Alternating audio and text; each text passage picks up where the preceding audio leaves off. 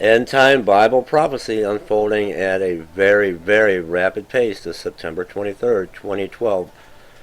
Widening rift. China cancels events to mark 40 years of Japan ties. Now, all this is over some uninhabited islands that Japan had purchased. Now, we're going to come back to this story because it's very important. There's a reason why there is an interest in these uninhabited islands. That China wants them.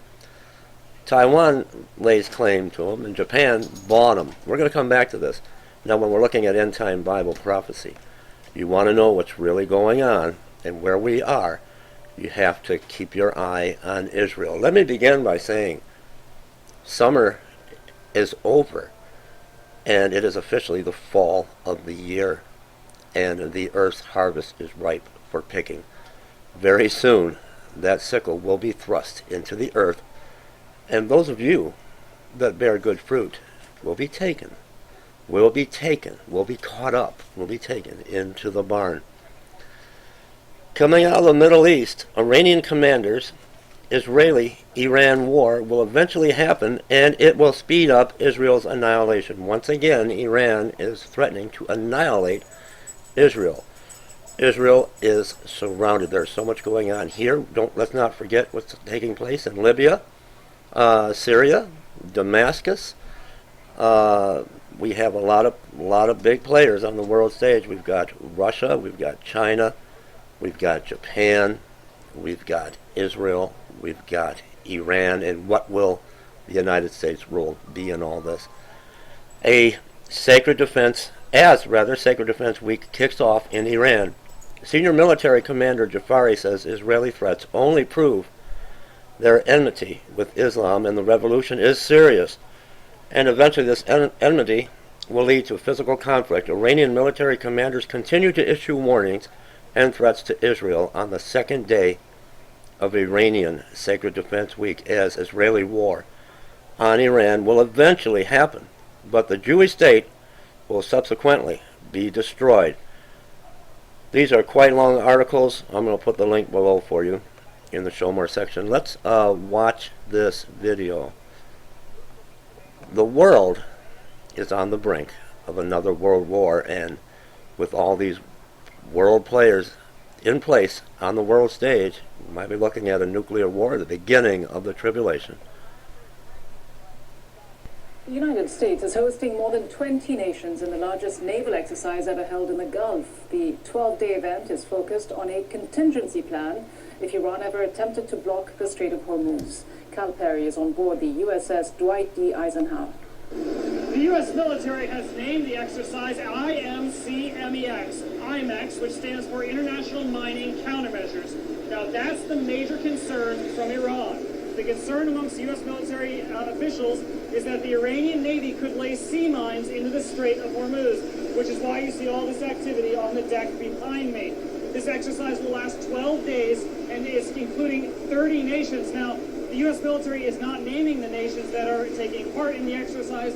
They say it's up to each individual nation whether or not they want to talk to the press. One aircraft carrier in the Gulf, the other aircraft carrier is actually in the Arabian Sea. They are supporting the exercise. The captain of this aircraft carrier telling us what the U.S. Navy already has, that they consider the Strait of Hormuz to be international waters. So they will, as they say, protect it from any potential Iranian retaliation to a strike, which would include scuttling the strait. That is, of course, a huge concern to military officials who know and admit that that could really bring the economies of the West to their knees. So the mine threat is very, very difficult.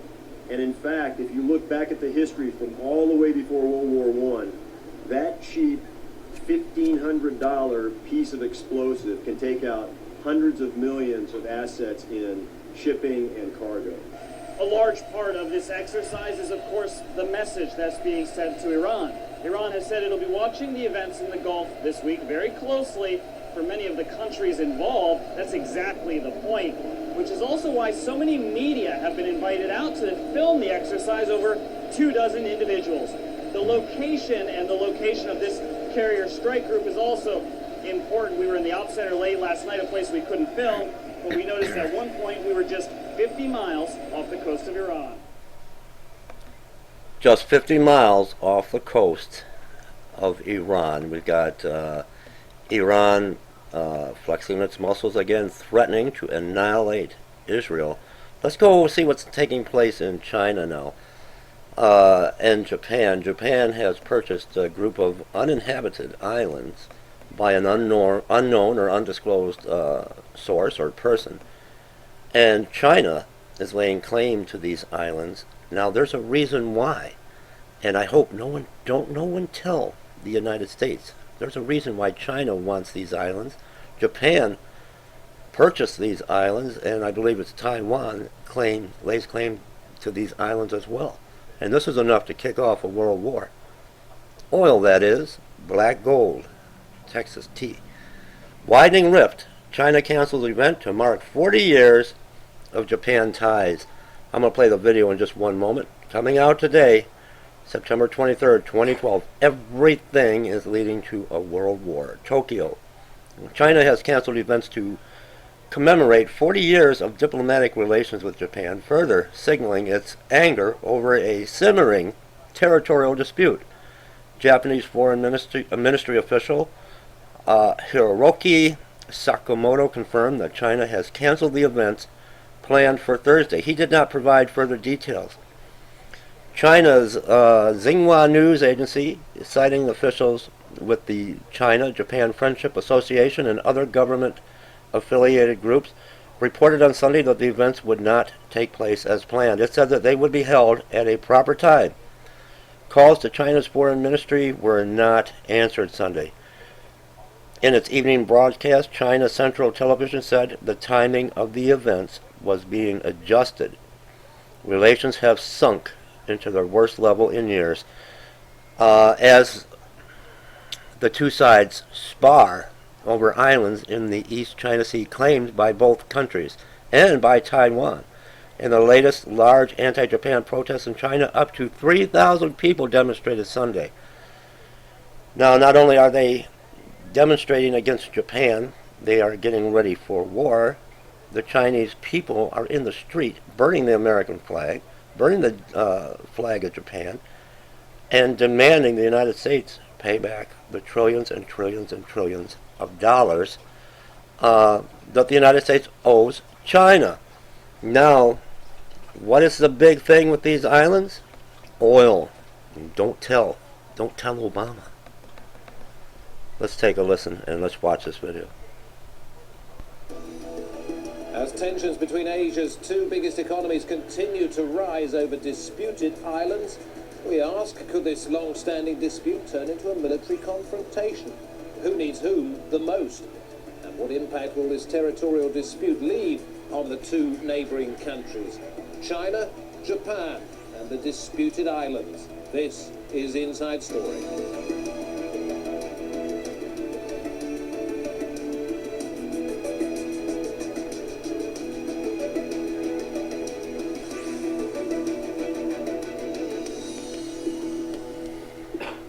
From me, David Foster. The standoff between China and Japan over a small group of uninhabited islands in the East China Sea continues to escalate. Anti-Japanese rallies broke out in dozens of cities across China. Some became violent.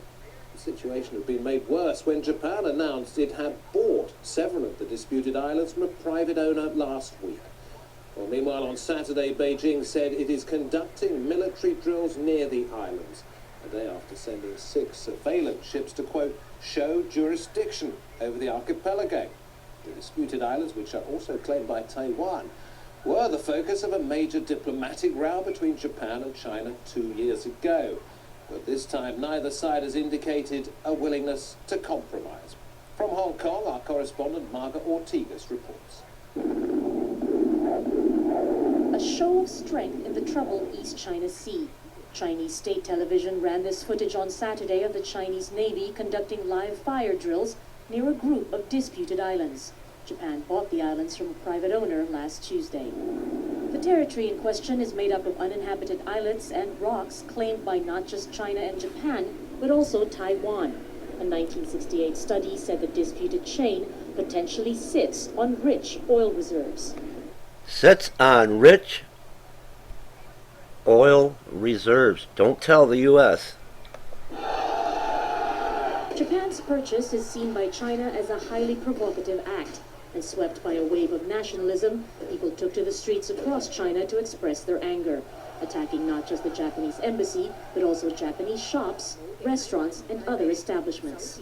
The least China wants is to go to war, but China would not like to be seen to be again sacrificing the territorial interests, because don't forget, for almost 2 centuries, China was under foreign aggression. So this sits very deeply in a Chinese psyche. This is happening just as the U.S. is focusing its attention and its military on the Asia-Pacific region. As the largest and most powerful country in the area, economically and militarily, China is seen to be one. Does this look like war to you and the start of a 7-year tribulation? Wanting to maintain its role in any potential power shift. Most of China's neighbors are allies of the United States, and analysts say that the U.S. pivot towards the Asia-Pacific is emboldening its allies to assert themselves and come out from under China's shadow. Any territorial disputes are a manifestation of a larger change taking place across the region. China has also been at odds with Southeast Asian countries over resource-rich islands in the South China Sea. There have been maritime standoffs and trade repercussions because of conflicting territorial claims. With China at the center of the region's economic development, its behavior has been seen as bullying by smaller countries in the dispute.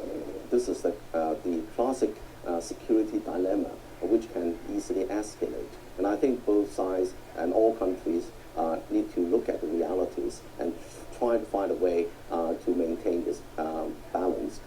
A balance between nationalism and regional cooperation for mutual gains. The hope remains that is still possible, despite the guns being brought out for show. Margot Diaz for Inside Story, Hong Kong. The interest in these uninhabited islands, don't tell Obama. Oil, that is, black gold, Texas tea. We've got on the world stage right now, we've got Japan, we've got China threatening Japan, threatening the United States, demanding the United States pay back for trillions and trillions of dollars that is owed to them. We've got Iran, as always, threatening to annihilate Israel. We've got a lot going on. Let me ask you, what kind of fruit do you bear on this September 23rd, 2012? Because soon that sickle is going to reap the fall harvest. Leave me comments, everyone.